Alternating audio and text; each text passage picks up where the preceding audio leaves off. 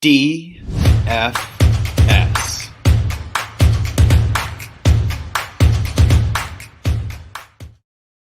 It is Friday, September 30th here in Draft Shark Studios in Rochester, New York. Welcome to our Week 4 DraftKings podcast. I'm your host, Matt Schauf. With me, as always, Jared Smola. Jared, on DK this week, there are lots of 5K quarterbacks, so I'm curious to hear if that's where you're going for your cash QB on DraftKings. Nah, I'm playing Josh Allen.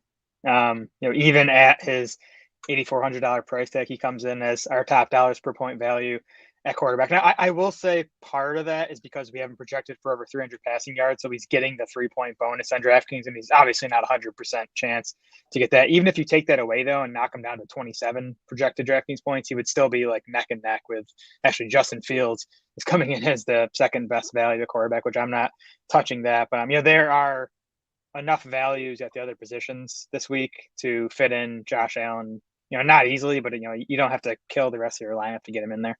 Have you done the lineup building yet to see how the rest of your cash lineup works with Josh Allen in it? Yeah, you have to play at least one of the low 4K wide receivers. There's actually two of them that I think are decent plays. You have to play at least one of them to get him in there. But I'm fine doing that. There's not a ton I want to pay up for at the other positions this week.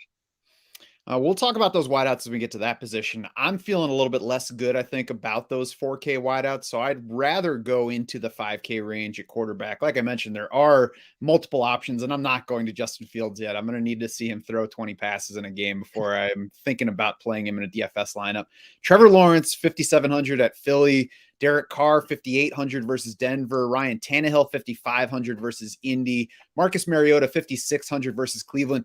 I did have Jared Goff in that group of consideration before, but with Amon-Ra St. Brown out, with TJ Hawkinson, Josh Reynolds, DJ Chark dealing with injuries, DeAndre Swift's out, a little bit too much risk for me to consider for a cash lineup. But that other group of four, Trevor Lawrence, Derek Carr, Ryan Tannehill, Marcus Mariota, I think all those guys are in play for cash usage. I think I might end up falling short of Derek Carr versus the Broncos just because of the combo of him not being awesome so far and the Broncos defense being good. You could say the same thing about the Philly defense against Trevor Lawrence and that being a risky spot. Maybe it is, but we've got this offense that's playing really well. Maybe it's for real. So I'm willing to take a shot that Trevor Lawrence is at least good enough there. Or even if they fall behind, maybe we get some garbage time points to bring him back. Ryan Tannehill, Marcus Mariota, you could make an argument that either of them has a higher floor than Trevor Lawrence if the Eagles are as good on defense this week as they were the last two. I won't argue with that. I think any of those three I'm just fine with as the primary cash QB. Yeah, Mariota would be my guy. I messed around with some cheaper quarterback builds. Mariota was kind of the guy I went to there. Cleveland hasn't been good against the pass so far this season, and Atlanta has a 23-point implied total. It's like right in the middle of the pack this week. So they're expected to put up some points, and Mariota is going to be involved with that, whether it's with his arm or with his legs. Yeah, yesterday I was thinking that Mariota had a flimsier, outlook for fantasy than he really does, just because of their lower passing volume. I was thinking, okay, if he doesn't score a couple rushing touchdowns, then he's much lower in the rankings, but his expected fantasy points are right at 13th where his real fantasy points are. So he's been, working and being used in a way that supports the way he has scored. Yeah, he's running more than Kyler Murray. So that definitely helps Mariota's floor. You can't use Kyler Murray as the bar for running anymore because he clearly doesn't want to do it, and Cliff Kingsbury doesn't want him to do it, I guess. On the GPP side here, what do you like at QB? The first question you have to ask yourself in GPPs is what you're going to do with this Bills-Ravens game, specifically Josh Allen on the Bills side. I think Josh Allen's going to be chalky. Stephon Diggs is going to be chalky. Gabriel Davis looks iffy for this game, which is only going to push more ownership to Stephon Diggs. So that's the first question. I think I'll probably play some Josh Allen lineups, but I also want to get away from him, just in case he goes for only 24 points. So I kind of like Justin Herbert here. I know it's been ugly so far, but he's down to $7,100, so you're saving over $1,000 from these other elite quarterbacks. And I still just think outside of Allen, Lamar Jackson, and Jalen Hurts, like Herbert's the other guy who has a chance to put up like 28 to 30 DraftKings points.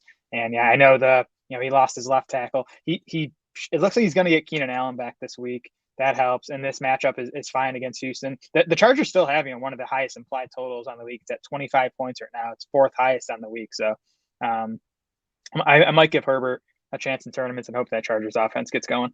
I like it. He's got a couple of 3 touchdown games already. All the injuries with the Chargers makes it easy to kind of forget that it's still pretty good. And even last week, coming off the rib injury, he still threw for 297. So not a great game, but it's not like he was terrible. And he got a full practice in Thursday, so he's certainly healthier than he was last week. So yeah, I've actually got Justin Herbert down for the other show, but I agree with that. I like Trevor Lawrence on this side probably even more than for a cash lineup, because I do think there's the chance that Philly is just very good on defense again and gives him trouble, and it's a rough day for him. But there's also a chance that this game just shoots out.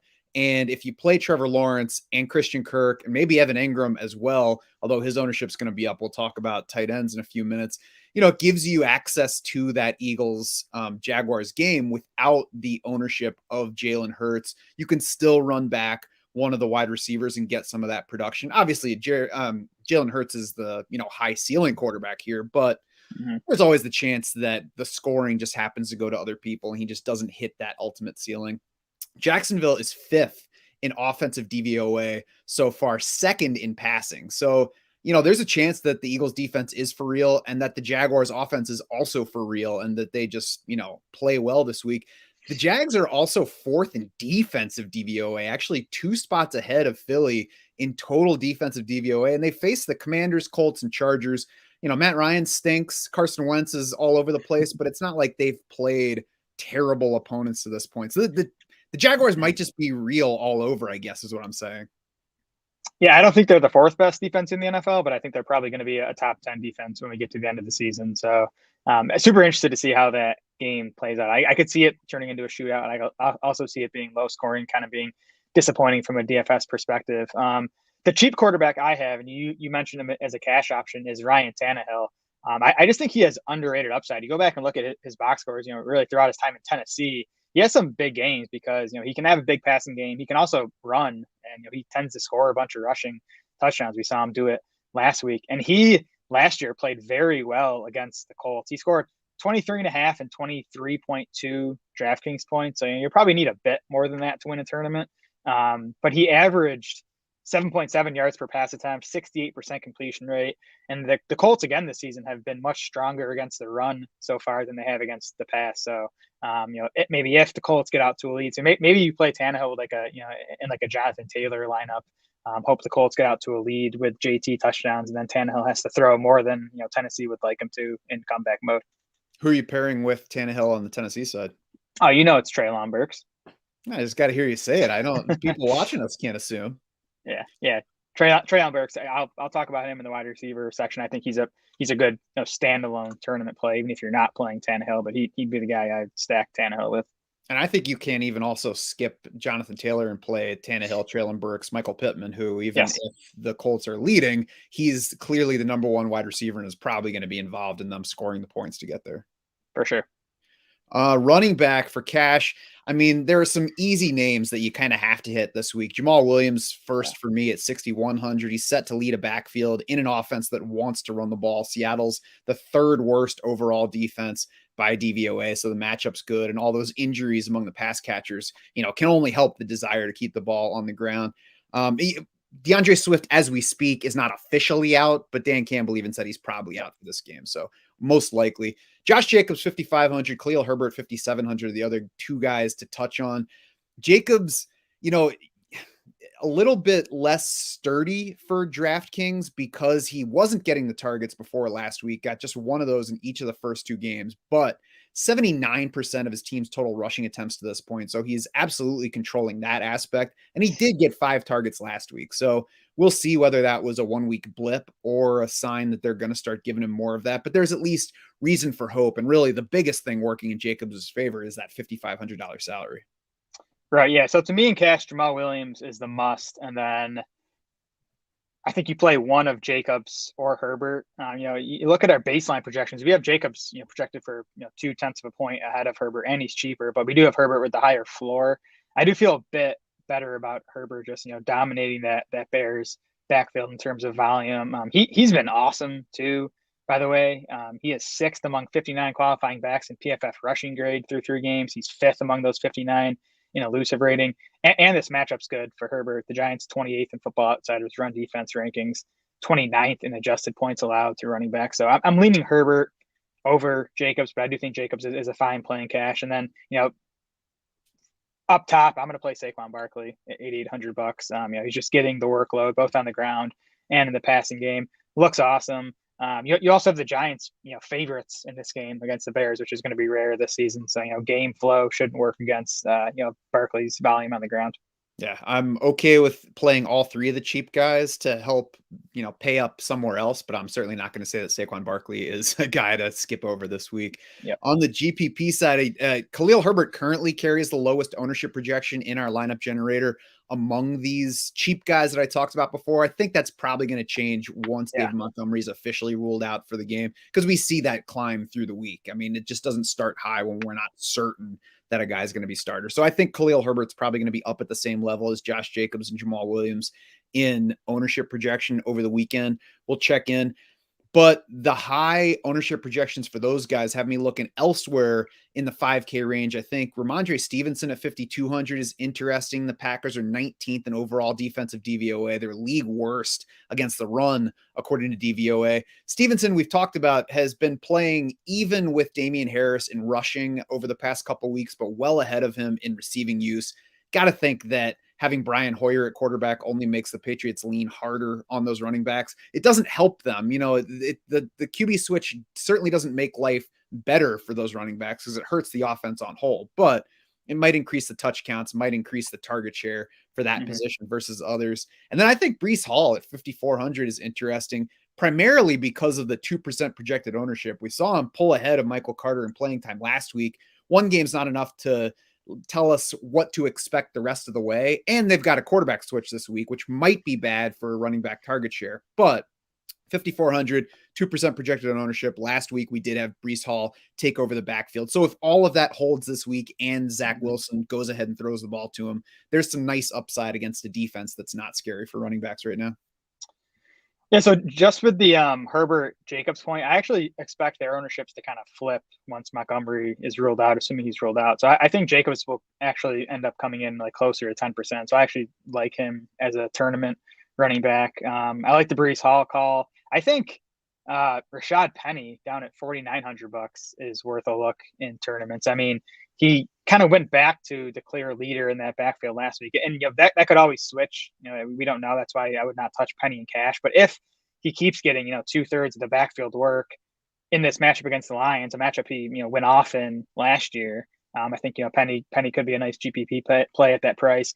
I mentioned Jonathan Taylor. I love him in tournaments this week. You obviously have to pay up for him, but I kind of think this is the breakout spot for him. He put in a full practice on Thursday, by the way, so that the toe, I think he's on the injured part with the toe. That's not a concern to me. Volume has been there outside of the blowout loss to Jacksonville. In the other two games, Jonathan Taylor got 31 carries and 7 targets versus Houston, and then 21 carries and 5 targets against the Chiefs. So volume has been there. The Titans have allowed 6.1 yards per carry through running backs. They're 30th in adjusted points allowed through running backs. So I think this is the breakout spot for Jonathan Taylor. Two more guys I like: Javonte Williams, $6,600. I mean, we'll see what happens with Mike Boone going forward, whether that remains, a thing or if it was just a 1 week blip. But even with Boone getting involved last week, Javonte still got 15 carries and 5 targets.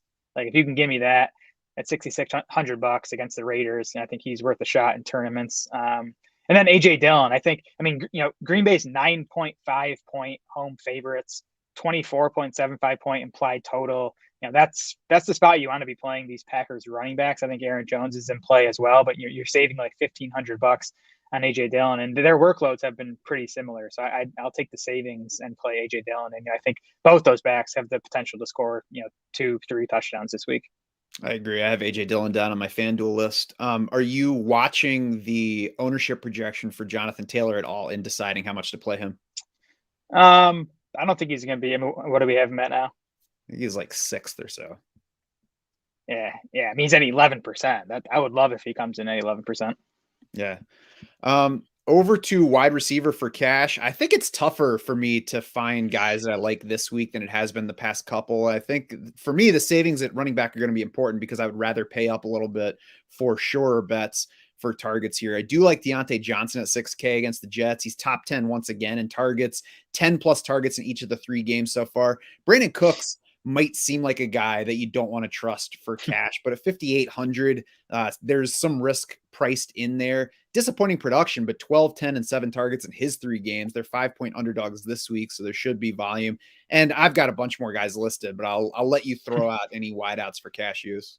Yeah, well, so the 2 like mid-range guys I like, Deontay Johnson's one of them, and then Cortland Sutton's the guy I'd like to get up to at $6,400. You know, he's 600 more expensive than Brandon Cooks, but I mean, Sutton's averaging 17 DraftKings points per game, despite Denver's offense struggling and despite not scoring a touchdown yet.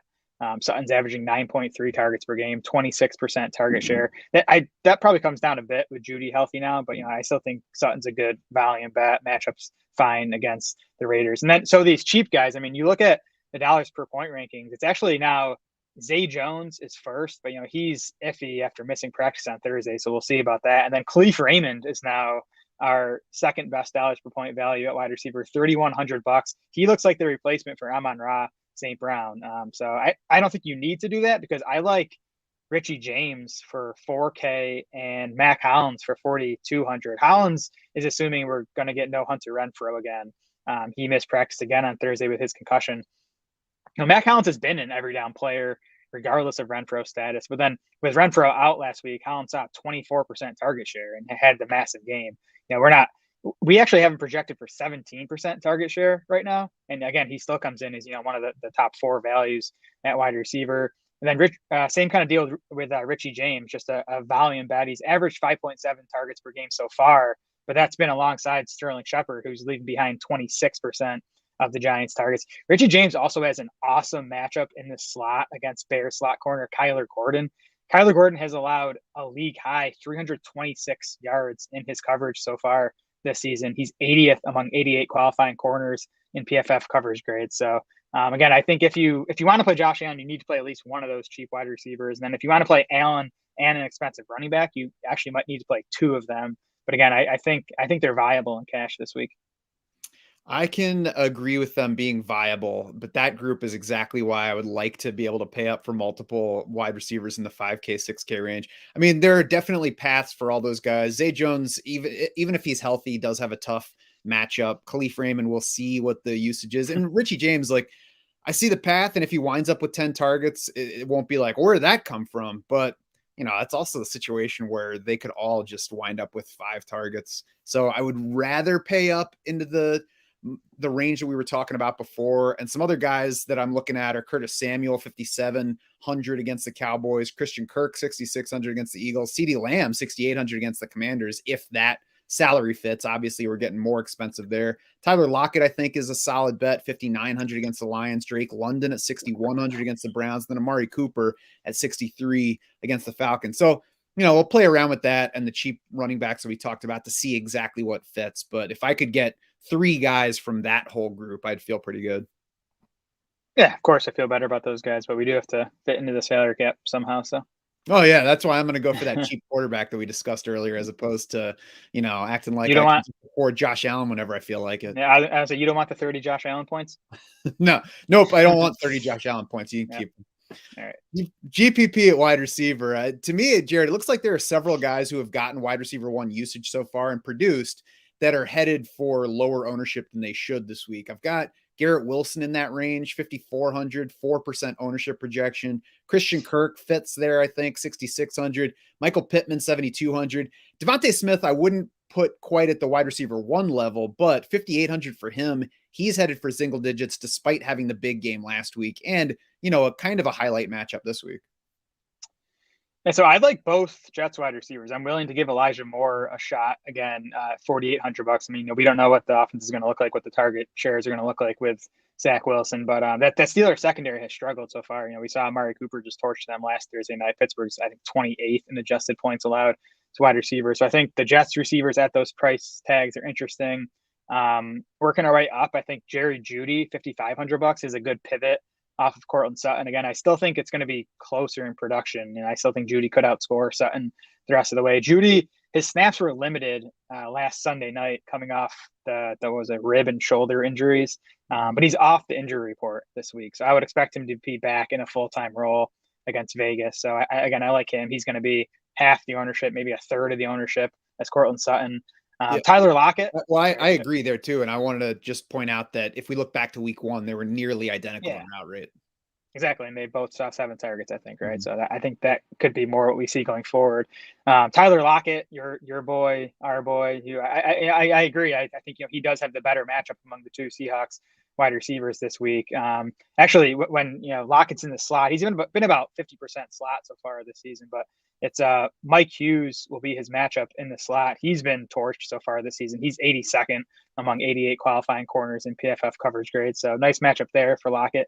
And then I think Devonta Adams is interesting in tournaments. I think he's $100 cheaper than Stephon Diggs. Diggs is going to draw all that ownership up near the top. And then even people are going to want to play Mac Hollins too. That's going to draw some ownership away from Devonta Adams. So we have Adams projected at 9% ownership right now. I think it could come in even lower than that. And if you can get Devonta, who already showed he put up 33 DraftKings points in week 1, he already showed he can be a tournament winner. So getting him at single digit ownership, I think is a good play.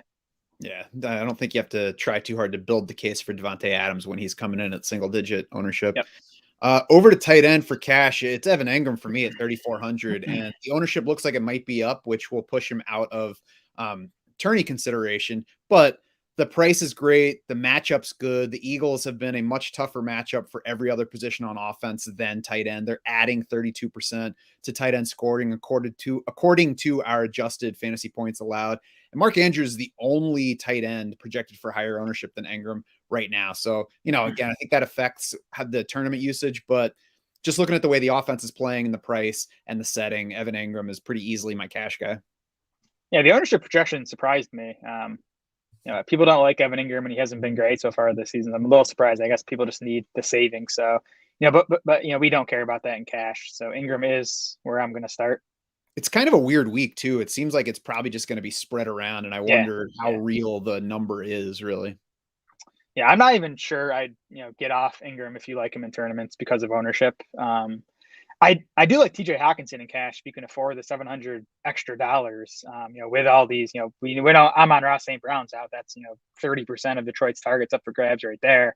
DJ Chark and Josh Reynolds are on their injury report. We'll see how they're listed today. Now Hawkinson's on the injury report too. He didn't practice Wednesday. He was limited Thursday with a foot. I'm not sure, how serious that is, or whether he's just getting some, reps off early in the week. So we'll see. But if the injury is not a concern, I think Hawkinson's a really good target bet in this plus matchup against the Seahawks. Yeah, we'll have to watch his injury situation specifically because last week he was questionable with a hip issue. This week it was a foot, and he didn't practice at all Wednesday after limited practices all last week, limited Thursday. So that's what kind of steering me away from him for cash usage. But, we'll see what they say heading into that game. If he doesn't have a game status on the injury report, then I'm not worried about it. Yeah.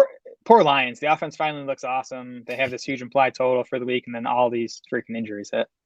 Right. Yeah. If you're a Lion, watch your ankles this week. Yeah. I agree. I would not ditch Evan Engram from tournament plans if I liked his ceiling more or his floor. I mean, it's a good spot. I said matchup wise, but he could easily not do a whole lot in this game. And I don't think that the ceiling is all that exciting. So a fairly safe bet for targets.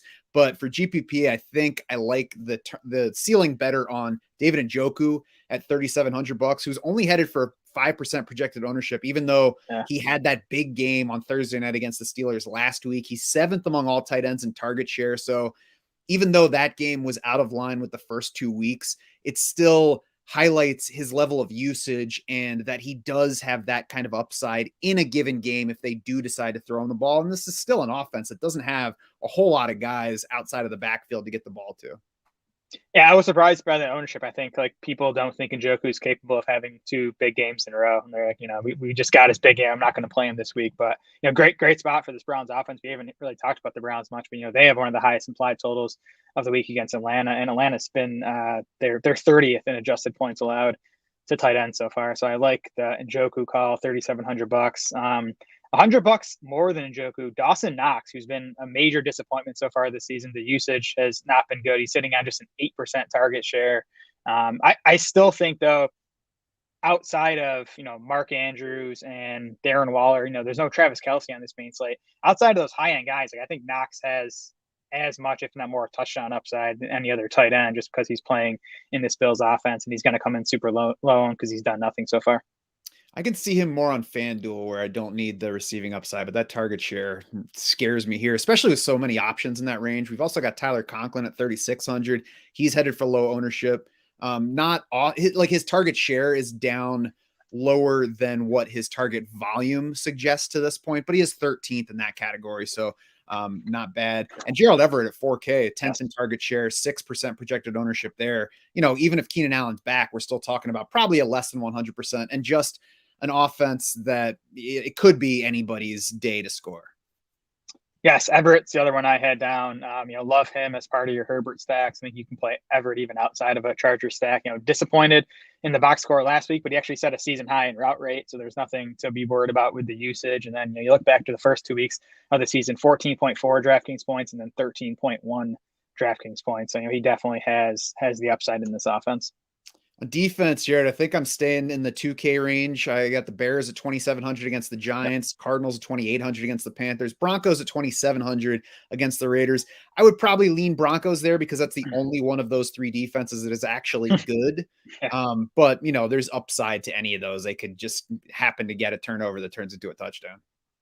Yeah, the Bears are where I'm leaning for cash. $2,700 against the Giants. The Giants haven't given up a ton of points to opposing Ds yet. It's mostly because they've only turned it over 3 times, but they have given up 13 sacks, third most in the NFL. And we just saw Dallas get them for a bunch last week. And then I do think the Sterling Shepard loss is big for that offense.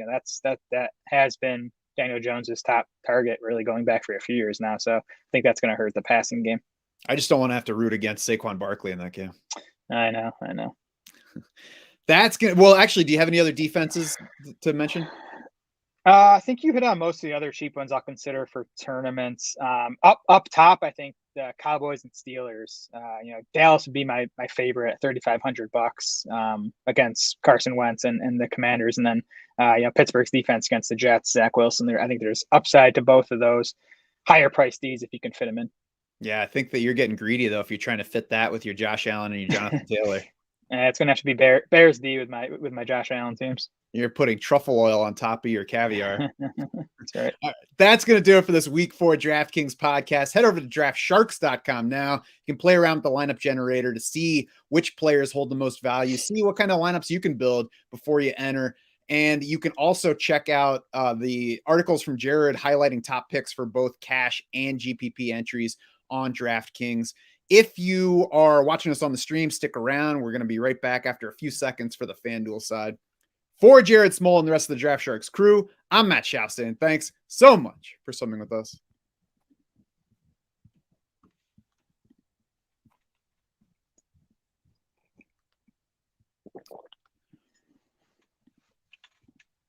It is Friday, September 30th here at Draft Shark Studios in Rochester, New York. Welcome to our Week 4 FanDuel podcast. I'm your host, Matt Schauf. With me, as always, Jared Small. And Jared, for quarterback, I think on FanDuel this week, I'm willing to go to a guy that had a big injury risk last week, but is no longer so risky. It's Justin Herbert for $8,000 against the Texans. He gives us $900 savings on Josh Allen. He gives us $600 in savings versus Jalen Hurts.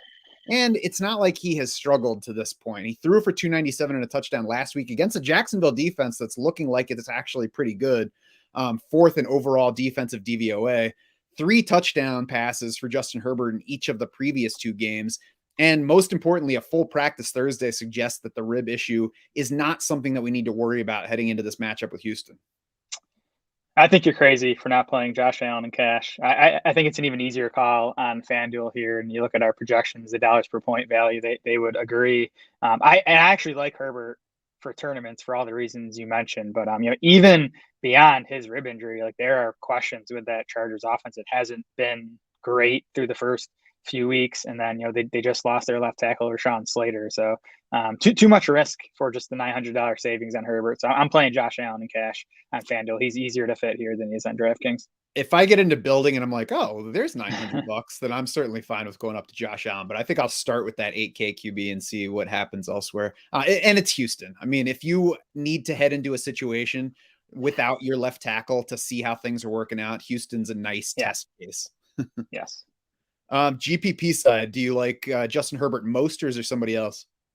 Yeah, I like Herbert most, but I wanted to talk about a couple other cheaper guys here. The first is Ryan Tannehill, who I also mentioned on the DraftKings show, but I just think he has underrated fantasy upside in general. I mean, even this year, take away the Bills game, he has 19 plus FanDuel points in his other two games. That's not a tournament winning score, but one more touchdown, get him up into the mid 20s, and then you're talking, at this price tag, $6,800, that could be good enough to win a tournament. And he did well against this Colts defense last season. Had two nice fantasy outings, averaged 7.7 yards per pass attempt. So I like Ryan Tannehill. Then I like Derek Carr a bit here. I just like the price tag, $7,200. Not an ideal matchup against Denver. Looks like he's going to have no Hunter Renfrow again. But Matt Collins has stepped up. There's still Devonta Adams. There's still Darren Waller. And the Raiders have a 24-point implied total. That's actually tied for seventh highest on the main slate. So the odds makers expect them to put up some points against Denver. Yeah, I feel like the odds makers might just be a little bit high on this game based on how both of these teams have played so far. I mean, what's the overall over under for this game? I don't have it pulled up. It's got to be in the mid 40s. Yeah, 45.5. So I don't know. I mean, that number's not crazy. 24 just seems a little bit high for the Raiders against the Broncos with the way that both sides have been playing, but I don't know. I can see them getting to it.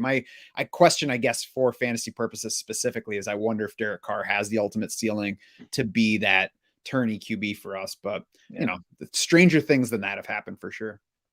Yeah, it's the price tag I think that makes Carr attractive. $7,200 helps you get in Adams into those lineups. Mm-hmm. Lamar Jackson at 8,800, I think, is one other guy that I want to mention here, projected for about half the ownership of Josh Allen and Jalen Hurts. And I mean, in just a vacuum, with all things being equal, Lamar Jackson obviously has just as much upside as both of those quarterbacks. The question is the matchup here. Buffalo has certainly been terrific on defense. They do still have those injuries that they're dealing with in the secondary.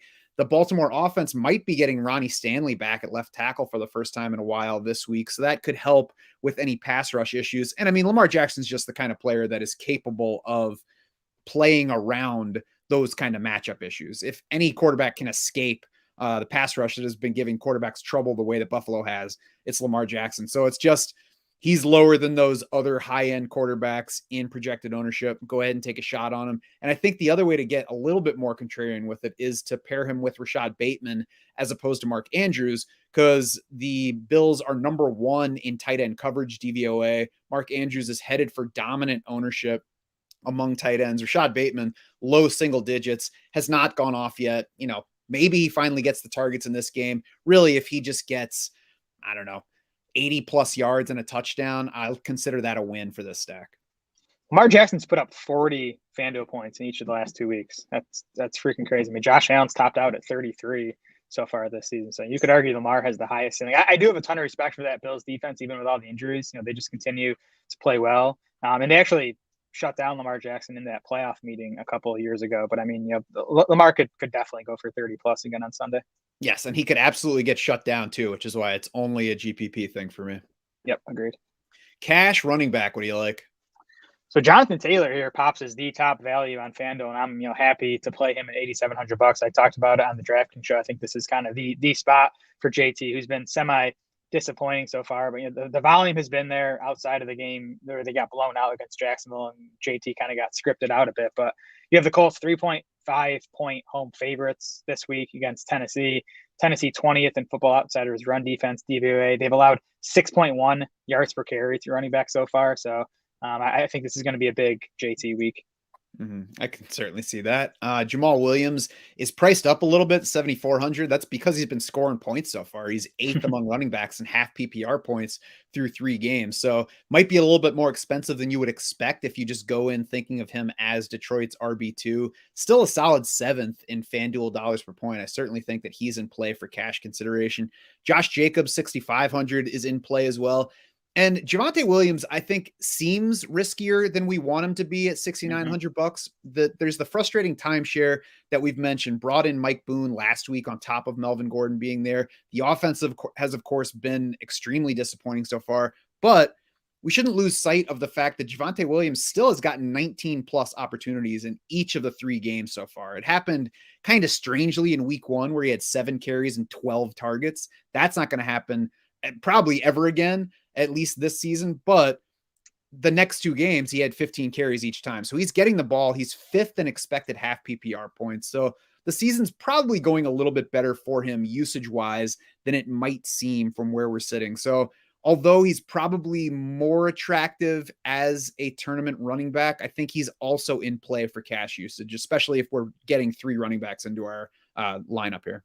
Yeah, I actually would at this point lean towards playing Javonte in cash on FanDuel. It's interesting, Jamal Williams and Khalil Herbert are priced up, and I don't know if FanDuel did that after the injuries to the 2 starters, or if, like you said, Jamal was just up there because he's been scoring so many touchdowns. But I mean, regardless, it makes cash games on FanDuel more interesting because those guys aren't obvious plays. And Herbert is also, I believe, 9th in half PPR points. So I think it's just a matter of that's what the algorithm did to him. Yeah, that's true. He went off last week. Yeah. Anything else for cash running back? I have Kareem Hunt as an option here too. $6,100, and I don't know, it's rare I'll play the lower half of a committee backfield in cash, but I think it's a good price tag, and I just think the Browns running game should go off against Atlanta on Sunday. So I do think Hunt is a decent option if you're looking for a cheap running back for cash.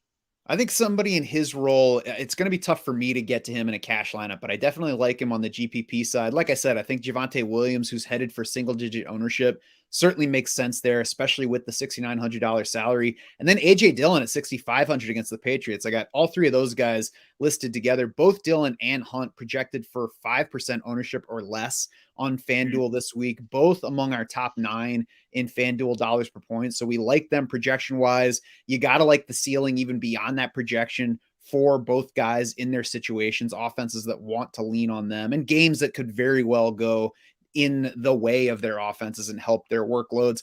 Ramondre Stevenson's close behind those guys in dollars per point, but he is behind them despite being cheaper on FanDuel. And that salary gap is bigger on DraftKings, both in real and relative terms. So that's why Stevenson's, I think, more of a factor for me on DK than he is here on FanDuel, where I just expect better games for the offenses of Green Bay, Cleveland, maybe even Denver this week to support those other 3 running backs.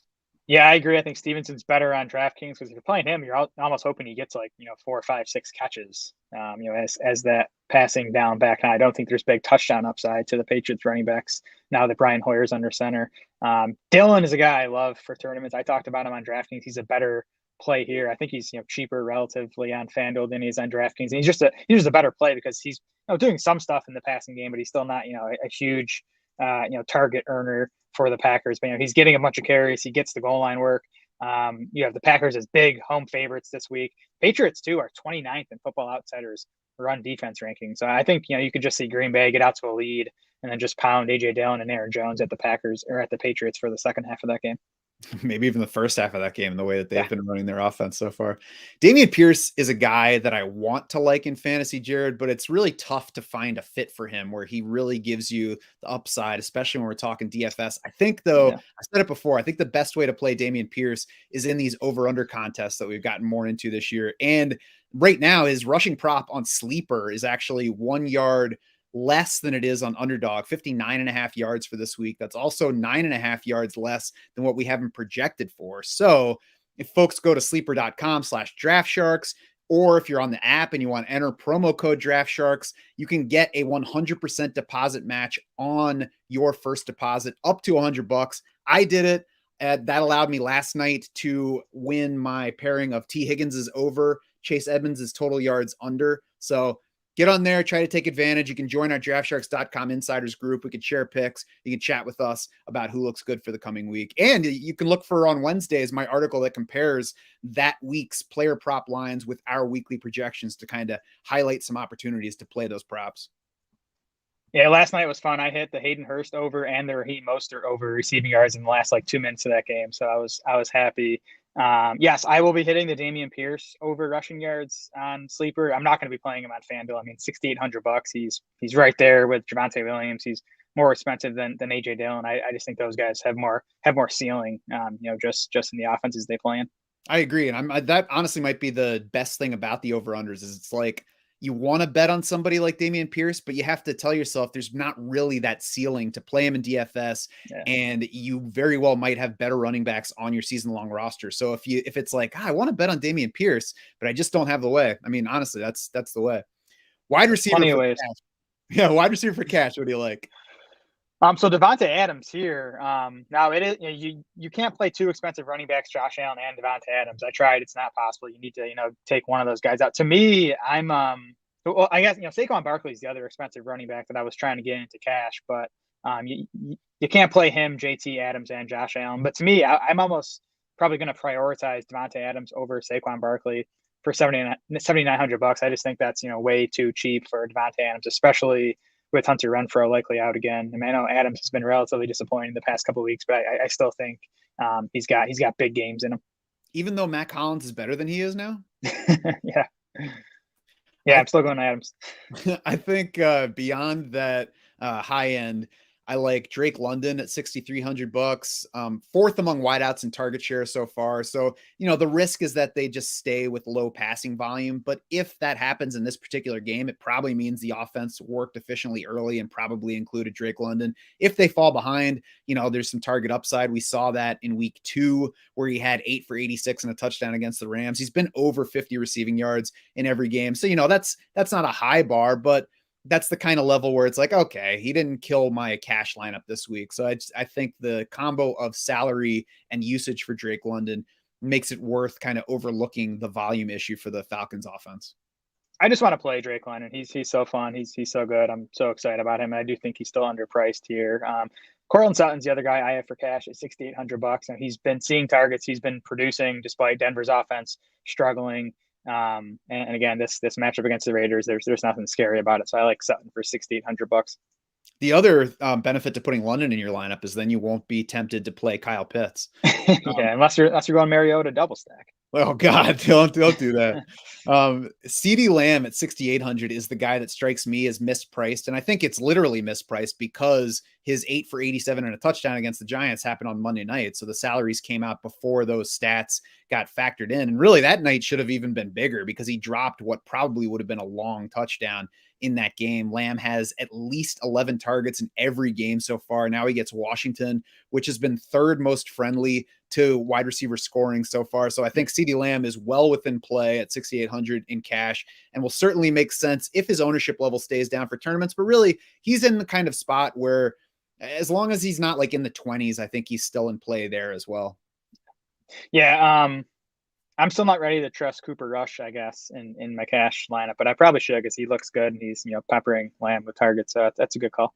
And he's got 7 and 8 catches in 2 games with Cooper Rush so far on top of that game against Minnesota last year. So Jared, you're really just ignoring history if you won't trust Cooper Rush.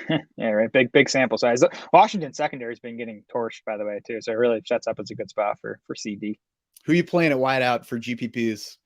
So I think Jerry Jeudy is an awesome pivot off of Cortland Sutton, even better probably on FanDuel than on DraftKings because they're priced much more closely here on FanDuel, $6,500 for Jerry Jeudy. I mean, I'm betting on Sutton outscoring Jeudy this week. That's what our projections say, but I'd say it's 55-45. I could definitely see Jeudy leading the way now that he's off the injury report, the injuries he had back in week 2. So I think Judy's a good tournament play. I think both Jets wide receivers are good tournament plays at their price tags. They're both cheap. Garrett Wilson, 6,100. Elijah Moore, 5,500. The Steelers are 28th in adjusted points allowed to wide receivers. So, you're counting on Zach Wilson, which could go poorly, but I think both those wide receivers are talented. And then Romeo Doubs, $5,900. I don't think Green Bay is going to have to throw it a lot. But I mean, Aaron Rodgers should do some damage when they do have to throw. I think Romeo Doubs could be the Packers' #1 wide receiver already. And Jalen Mills, one of the Patriots corners, has been getting torched so far this season. He is dead last among 97 qualifying corners in PFF coverage grades. And Doubs is going to see him for at least part of that game on Sunday.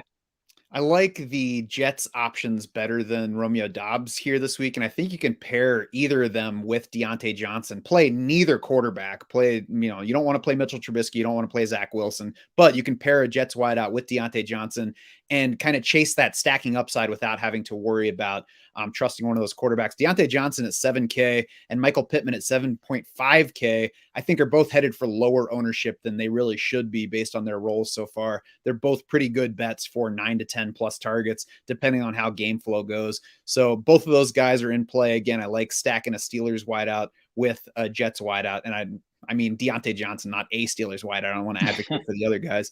Christian Kirk, I think, is also headed for ownership lower than what it should be. So even if you don't get to Trevor Lawrence as an option here, I think consider Christian Kirk at $7,600. You can pair him with Trevor Lawrence though, and you can get access to the Eagles offense without playing Jalen Hurts at the higher ownership. I'm not saying avoid Jalen Hurts completely. This is more for like if you're playing a bunch of different tournament lineups and you want to get some AJ Brown without quite matching that ownership level on Jalen Hurts. Play Trevor Lawrence, play Christian Kirk, play AJ Brown with them, or play Devontae Smith with them to get in on the upside of that Eagles team. I like it. Tight end for cash. What do you like?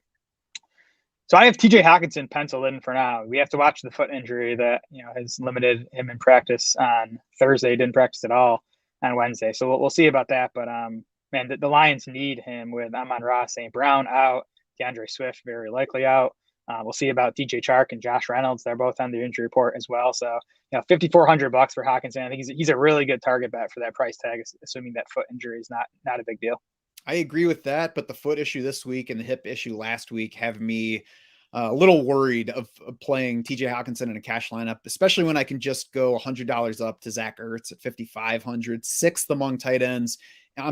among tight ends in target share, which is actually ahead of TJ Hawkinson so far this season, and 6th among tight ends in half PPR points. Cardinals are bad enough that they are underdogs to the Panthers this week. So I like the chances of Ertz getting that target volume as well. Yeah, it makes sense to me. I do prefer Hawk if he's healthy, just as, I think a more explosive player on a better offense, but we'll see. Again, we'll see how Hawkinson's listed on the. I don't think this is a conversation that should have explosive inserted anywhere. I mean, Hawkinson tested well, remember? I mean, I know we haven't seen it yet, but yeah, that's the thing. Theoretically. We start to forget about those testing numbers when the guys refuse to show them. This is more like a dad's race. Come on. What about GPP at tight end? I love Darren Waller. You're saving close to $2,000 coming down from Mark Andrews. Probably doesn't have as high a ceiling, but I think he has a similar ceiling if he's not as likely to hit it. And Waller's coming in at just 6% projected ownership. And no Hunter Renfrow for Vegas. That should potentially push some extra targets Waller's way. Yeah, pushed him Foster Moreau's way last week. Yeah. I don't think I'm going to be paying up for Darren Waller this week or the other expensive guys. Zach Ertz's ownership projection is also a little high. I'm looking at Tyler Conklin a little bit here, 2% projected ownership, $5,400. Also looking at Robert Tonyan, 3% at $4,900 against the Patriots, who are 25th in tight end coverage DVOA. And David Njoku, again, I mentioned him on the DraftKings show, but 2% ownership projection here, $5,700 against the Falcons. They're bad in coverage against all positions, so it's a good spot for him to get opportunity. Gerald Everett also in play, $5,500. And really, there's nothing wrong with Pat Freiermuth at $5,600. So that collection of guys, I think, is why I don't feel like I need to pay up to Darren Waller, Mark Andrews, Dallas Goedert, Kyle Pitts. I'll just live in that 5K range. And, if I'm making a bunch of lineups, I'll just make sure to get exposure to all those guys. Yeah, Everett's my favorite there because he plays with Justin Herbert. And I think that makes him, the best touchdown bet of that group. I can agree with that. Defense, what do you like? Man, there are some bad defenses and good to decent matchups that are coming in as the best values. Vegas for the minimum price, $3,000. Denver just offense hasn't been great. Russell Wilson takes sacks. He has throughout his entire career. So I think Vegas is okay. And then the Cardinals at $3,200. I mean, bad defense, but Baker Mayfield, Christian McCaffrey banged up. We'll see if he even plays. So I think at least for cash, just save money, hopefully get 4 or 5 points out of those Ds, and you're fine. Yeah, I agree with that as well. I mean, we mentioned it on the Thursday pod, I believe. Denver has been the 5th best scoring matchup for team defenses so far. It's because they've scored the 2nd fewest points in the league, which should not happen, but it's happened so far. So go ahead and play a minimum price defense, even if it's not very good. And like, the Raiders might not be good on defense overall, but they do have Max Crosby up front as well as Chandler Jones. So there's plenty of sack potential that matchup at the very least. And as we mentioned, Denver's having trouble scoring points. Cardinals, Lions both have good matchups, both in the 3K range if you don't want the Raiders. So I'm definitely staying somewhere down there to get my defense. Yeah, I like the Jets as a tournament option. I just like attacking Mitchell Trubisky behind a bad offensive line. I think there's upside to the Jets. Yeah, you can certainly make a case against Mitchell Trubisky anytime. Any other defenses to consider? Nope, that's it. That's going to do it then for our Week 4 FanDuel podcast. You can head over to DraftSharks.com now to play around with the lineup generator, build your own lineups for FanDuel, for DraftKings, or even for Yahoo. You can also find Kevin's articles highlighting top picks for cash and GPP entries on FanDuel. For Jared Smola and the rest of the Draft Sharks crew, I'm Matt Schaff saying thanks so much for swimming with us.